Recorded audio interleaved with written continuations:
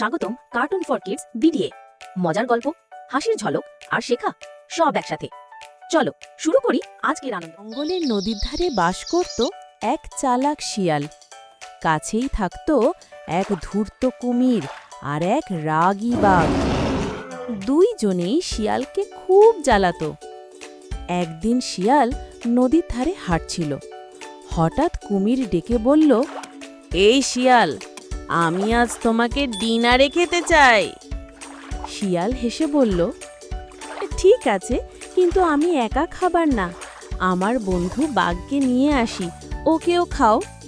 শিয়াল ভাবল, এই তো সুযোগ, দুজন আমাকে অনেক জ্বালায়েছে, আজকে উচিত শিক্ষা দিব দুজনকে।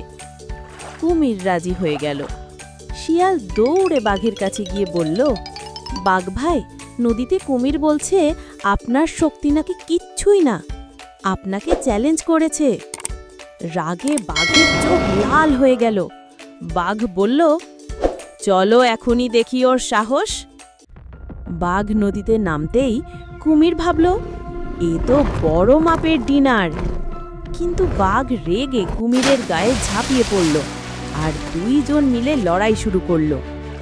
শিয়াল দূর থেকে হাসতে হাসতে বলল, দুই দুষ্ট একসাথে লড়ছে, আমি গিয়ে আমার মুরগি খেয়ে নেই।